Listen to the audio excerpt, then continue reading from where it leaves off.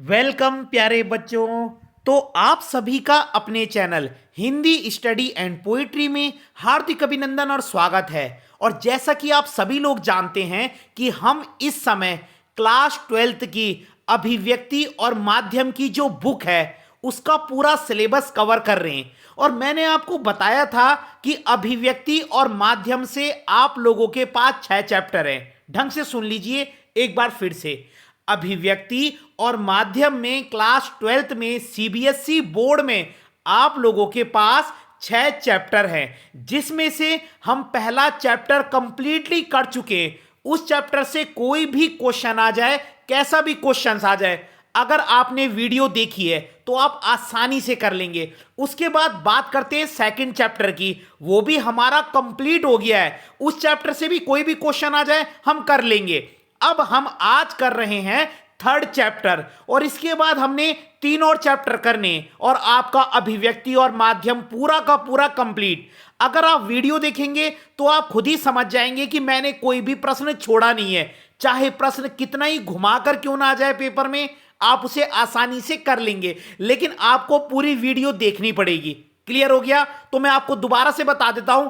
अभिव्यक्ति और माध्यम में जो पहला चैप्टर है उसका नाम था रेडियो नाटक, जो हम कर चुके। क्लियर हो गया? अभिव्यक्ति और माध्यम में क्लास 12th में सीबीएसई बोर्ड में आप लोगों के पास जो पहला चैप्टर है वो है रेडियो नाटक। क्या है? रेडियो नाटक। फिर दूसरा चैप्टर है कहानी का नाट्य रूपांतरण।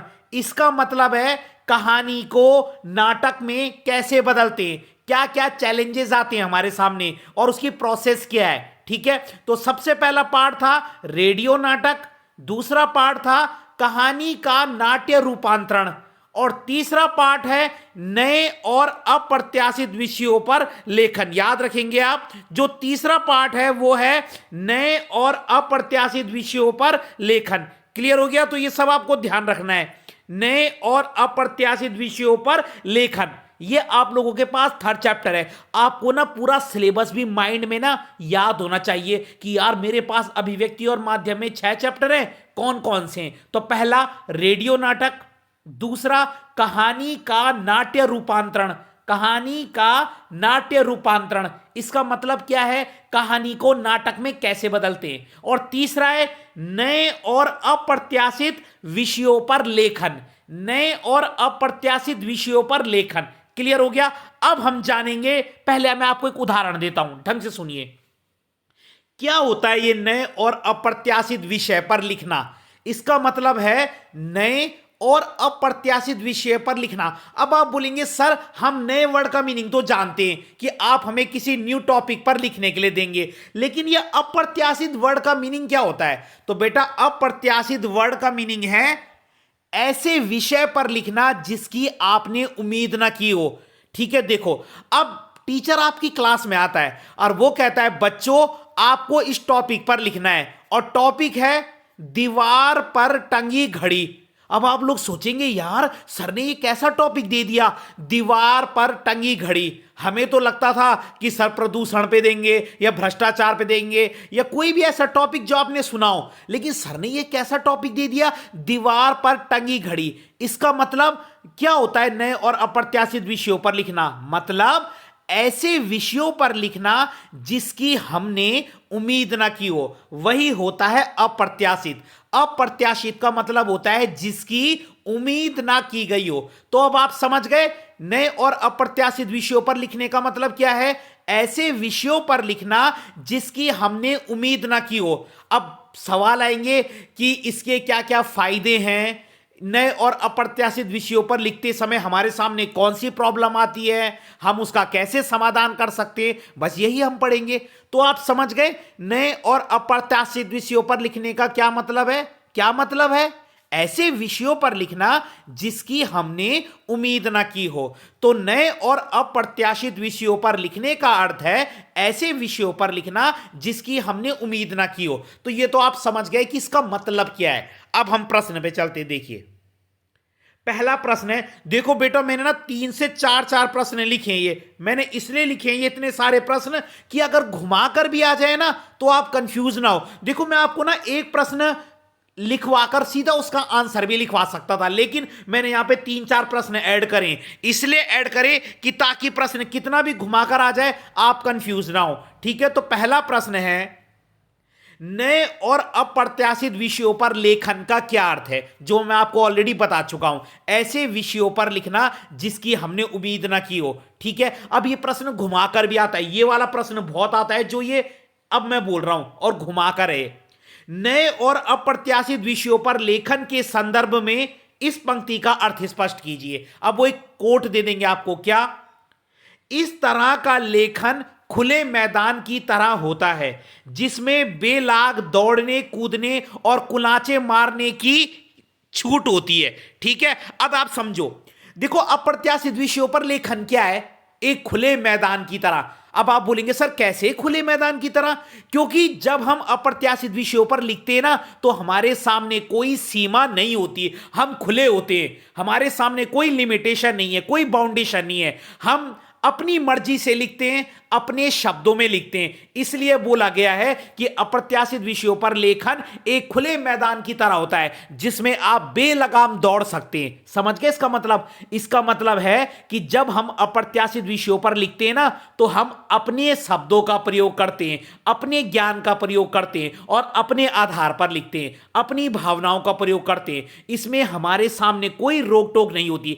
इसलिए बोला गया है कि इस पर हम बेलगाम दौड़ सकते हैं। बेलगाम का मतलब हमारे सामने लिखने की कोई सीमा नहीं है ना, कोई बाउंडेशन नहीं है, कोई लिमिटेशन नहीं है। हम अपनी मर्जी से लिखते हैं, अपनी भावनाओं का प्रयोग करते हैं, अपनी कल्पनाओं का प्रयोग करते हैं, अपने शब्दों का प्रयोग करते हैं, अपने ज्ञान का प्रयोग करते हैं। ठीक है, या ये प्रश्न ऐसा घुमाकर भी आ सकता है कि भाषा विचारों की अभिव्यक्ति का माध्यम ही नहीं बल्कि स्वयं विचार करने का माध्यम भी है। नए एवं अप्रत्याशित विषयों पर लेखन के आधार पर बताइए। तो आपने कंफ्यूज नहीं होना है, इसमें आपने उसी के बारे में लिखना है जो मैं आपको ऑलरेडी बता चुका हूं। देखो सबसे इंपॉर्टेंट प्रश्न यही है, क्योंकि इसमें हम जानेंगे कि क्या होता है। देखो आप लिखेंगे, नए और अप्रत्याशित विषयों पर लेखन का अर्थ है ऐसे विषयों पर लिखना जिसकी हमने उम्मीद ना की हो।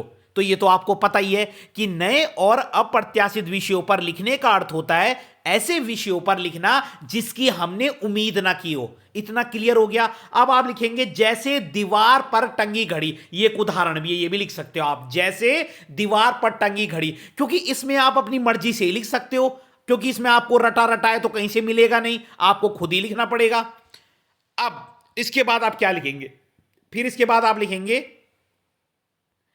इसमें हम अपने विचारों का प्रयोग करते हैं, इसमें हम अपनी सोच का प्रयोग करते हैं, इसमें हम अपने ज्ञान का प्रयोग करते हैं, इसमें हम अपने शब्दों का प्रयोग करते हैं, इसमें हम अपनी भाषा का प्रयोग करते हैं, इसमें हम अपने नजरिए का प्रयोग करते हैं। नजरिए का मतलब होता है पॉइंट ऑफ व्यू। इसमें हम अपनी रचनात्मकता का प्रयोग करते हैं, मतलब क्रिएटिविटी। और इसमें रटा रटाया कंटेंट काम नहीं आता। अब टीचर ने आपको देखा, मतलब टीचर ने आपको क्या दिया, दीवार पर टंगी घड़ी, ये कहां से लिखोगे भैया रट के? तो इसमें रटा रटाया कंटेंट काम नहीं आता। और इसमें लिखते समय व्यक्ति किसी बंधन में बंधा नहीं होता, वो अपनी बुद्धि का प्रयोग करता है, उसके सामने कोई सीमा नहीं होती है। तो देखो मैंने इंपॉर्टेंट सब बता दिया। देखो दोबारा बता रहा हूं, नए और अप्रत्याशित विषयों पर लेखन का क्या अर्थ है? ऐसे विषयों पर लिखना जिसकी हमने उम्मीद ना की हो। इतना याद हो गया? ऐसे विषयों पर लिखना जिसकी हमने उम्मीद ना की हो। अब इसमें क्या क्या होता है, इसकी विशेषताएं क्या क्या है जो आप ऐड कर सकते हो?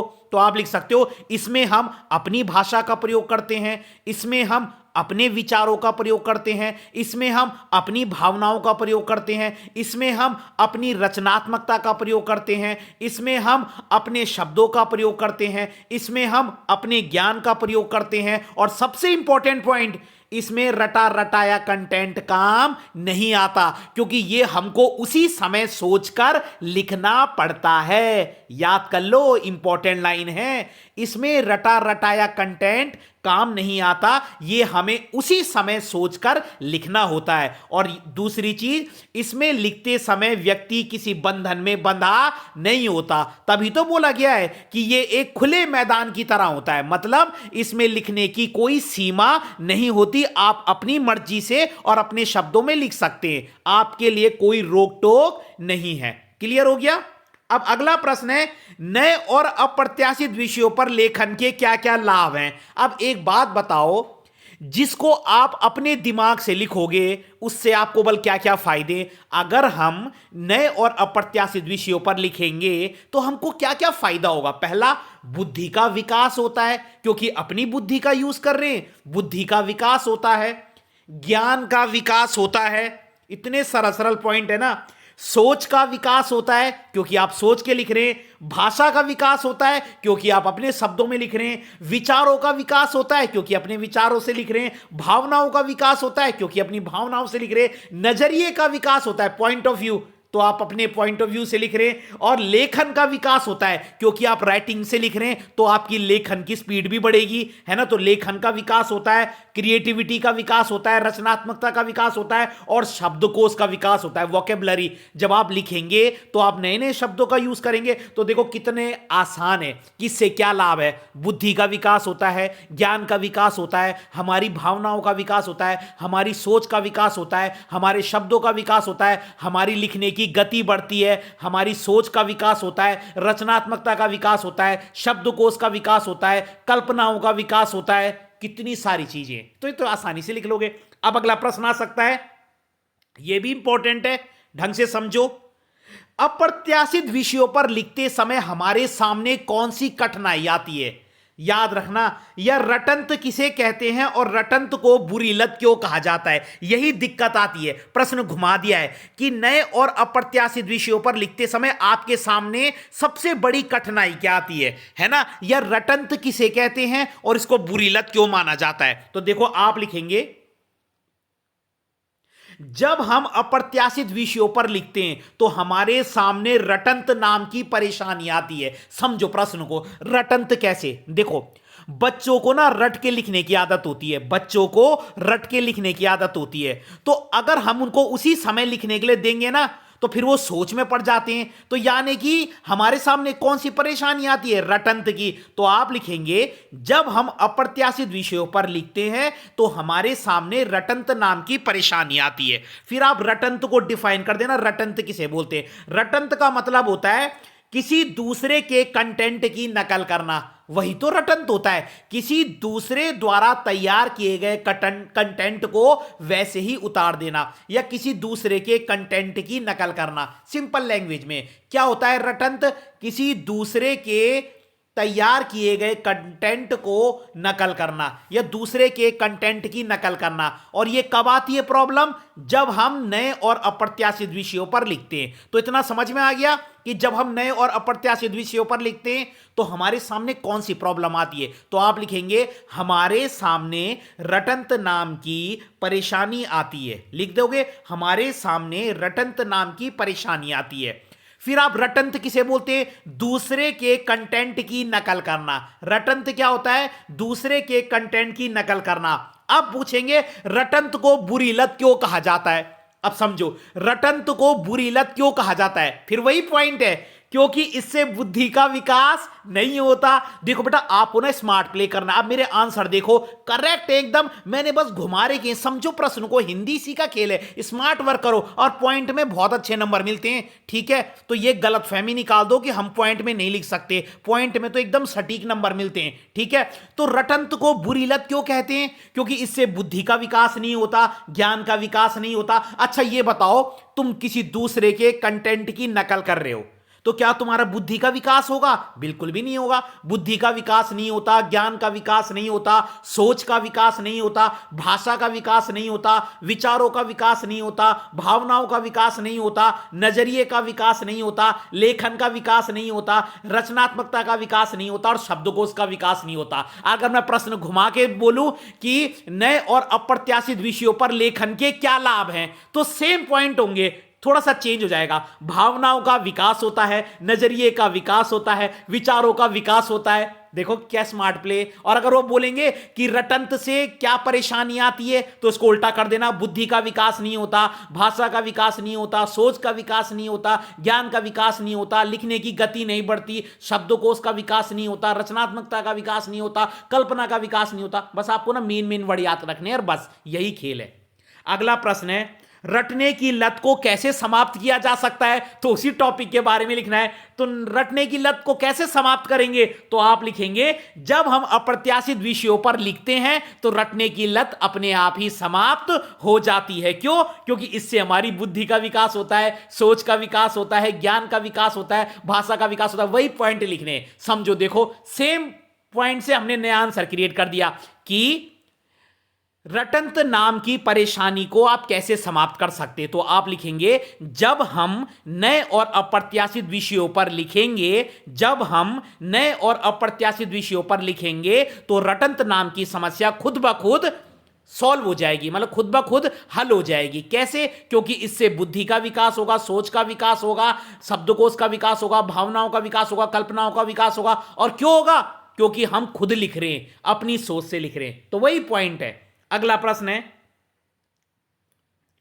क्या अप्रत्याशित विषयों पर लेखन किसी विधा में होता है? मतलब ये किसी पर्टिकुलर फॉर्म में होता है। अगर आप इस पर लिखोगे ना, तो मतलब वो किस फॉर्म में लिखते हैं? कहानी के फॉर्म में लिखते हैं या पैराग्राफ के फॉर्म में लिखते हैं? ठीक है, समझो प्रश्न को कि क्या नए और अप्रत्याशित विषयों पर लेखन किसी विधा में होता है? बेटा, विधा का मतलब होता है किसी पर्टिकुलर फॉर्म में होता है, मतलब इसे पैराग्राफ में लिखना है, हेडिंग्स में लिखना है। तो आप लिखेंगे नहीं, अप्रत्याशित विषयों पर लेखन किसी विधा में नहीं होता। क्यों नहीं होता? क्योंकि जब हम किसी विषय पर लिखते हैं तो वो कभी नाटक बन जाता है, कभी अनुच्छेद बन जाता है, कभी कहानी बन जाता है, कभी निबंध बन जाता है। अब मैं आपको एग्जांपल देता हूं। मान लो वही मैं क्लास में गया, टीचर, मैंने बच्चों से बोला, बच्चों आपको दीवार पर टंगी घड़ी पर लिखना है।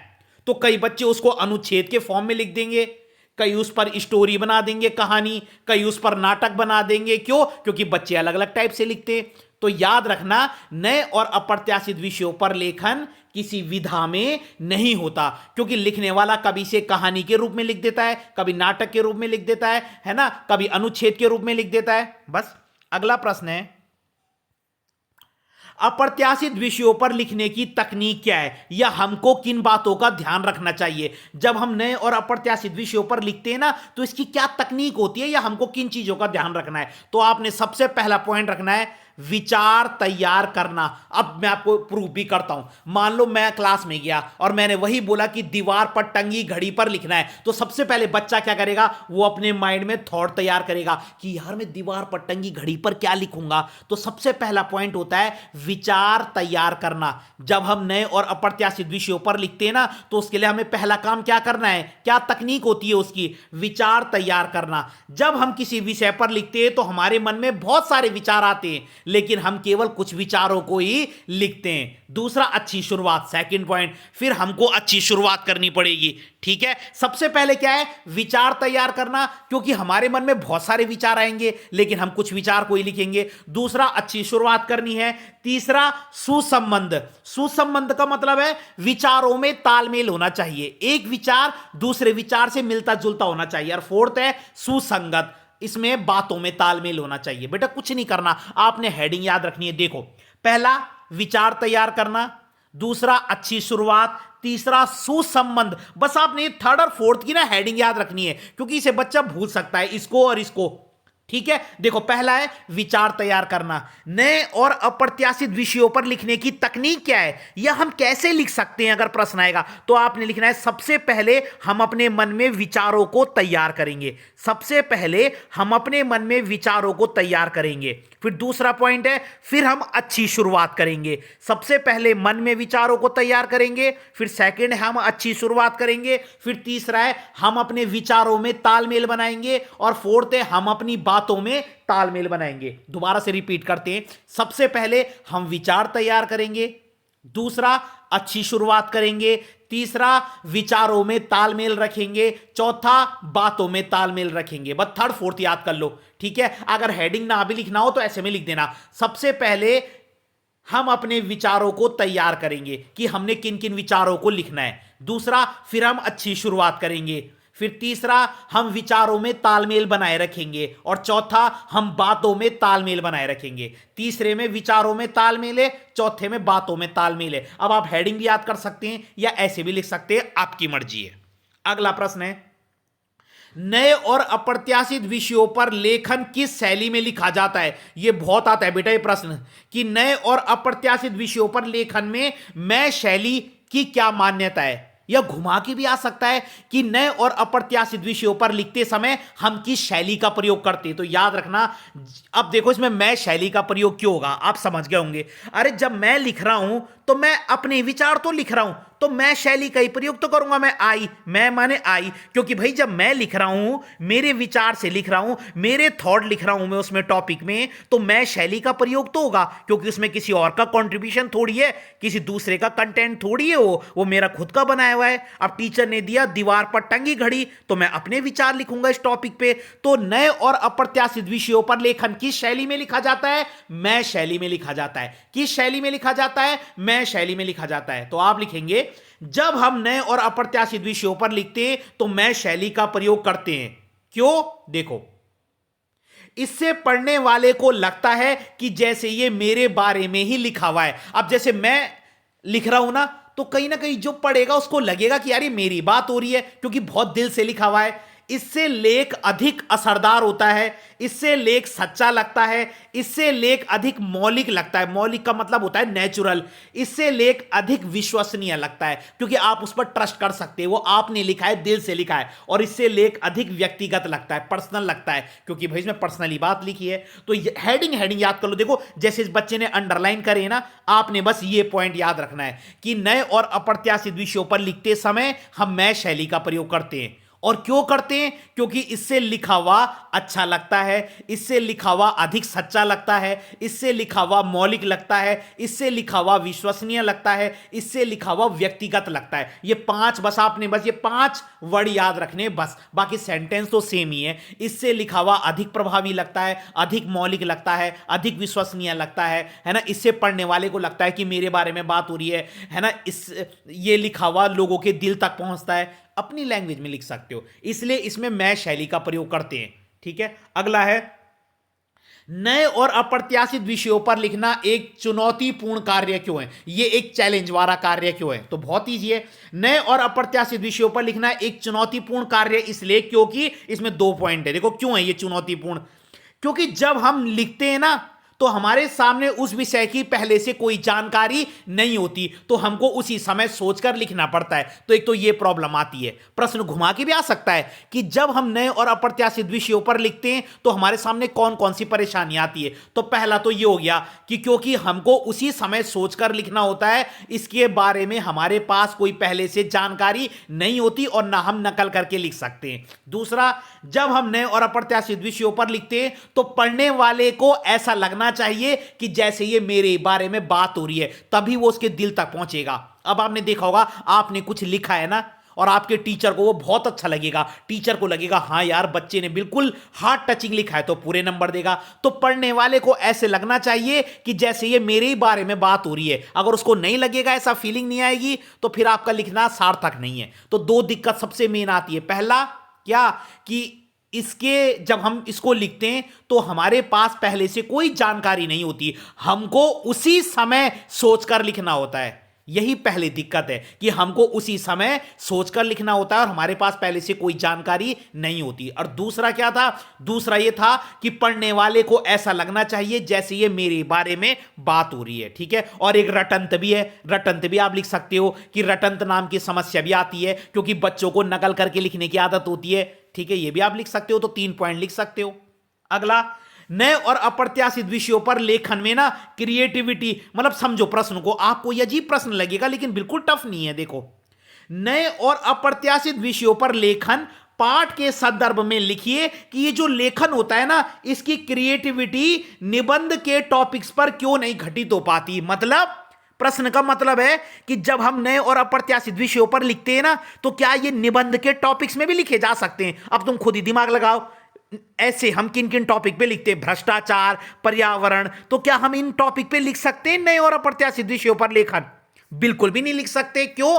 क्योंकि नए और अप्रत्याशित विषयों पर लेखन तो नए टॉपिक होते हैं जो हमको उसी समय सोचकर लिखने होते हैं, और निबंध में कैसे टॉपिक होते हैं? पुराने टॉपिक जो हम बचपन से पढ़ते हुए आ रहे हैं। तो याद रखना, निबंध के विषयों पर, अप्रत्याशित विषयों पर लेखन नहीं किया जा सकता। याद रखना, निबंध के टॉपिक पर या निबंध के विषयों पर हम ये लेखन नहीं लिख सकते।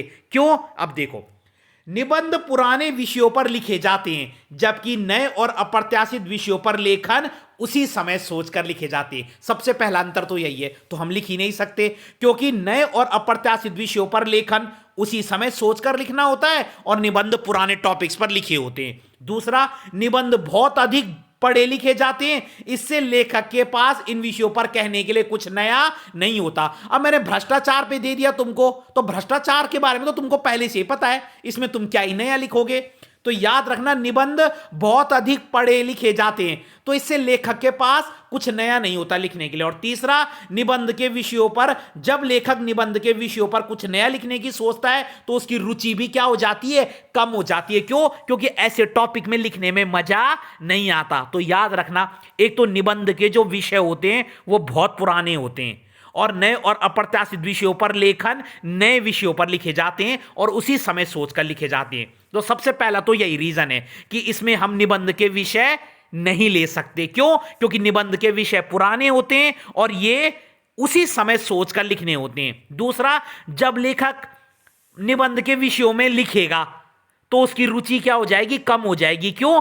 क्योंकि वो टॉपिक विषय पुराने होते हैं, इसलिए उसको लिखने में भी कोई मजा नहीं आता। ठीक है? और इन विषयों पर कुछ नया लिखने के लिए भी नहीं होता। बस यही रीजन है। देखो, इससे बाहर बेटा कोई प्रश्न नहीं आएगा, इतना डिटेलिंग है इसमें। लाभ भी आ गए, क्या क्या चैलेंजेस हैं, कौन सी शैली का प्रयोग होता है, क्यों होता है, क्या क्या फायदे हैं, सब कुछ आ गया। अगर आप सब प्रश्नों को पढ़ लोगे और बहुत ईजी लैंग्वेज में, तो आपको सब कुछ याद हो जाएंगे। और वीडियो पसंद आई हो तो लाइक कीजिएगा, कमेंट कीजिएगा, और हम पूरा सिलेबस कर देंगे। मैं आपको विश्वास दिलाता हूं आपके 90+ मार्क्स ही आएंगे। ठीक है? लेकिन उसके लिए आपको भी तैयारी करनी पड़ेगी। और अगर कोई भी कंफ्यूजन हो तो कमेंट बॉक्स आपका ये लिख दीजिए, आपको सारे प्रश्नों के जवाब मिलेंगे। और इसके बाद 4th चैप्टर के लिए तैयार रहना। इससे पहले आप 2 वीडियो देख लेना। पहला चैप्टर है रेडियो नाटक, दूसरा चैप्टर है कहानी का नाट्य रूपांतरण, और तीसरा चैप्टर था नए और अप्रत्याशित विषयों पर लेखन। ये 3 चैप्टर है, 3 और हैं। डन? तो फिर हम मिलते हैं हम अगली वीडियो में। धन्यवाद।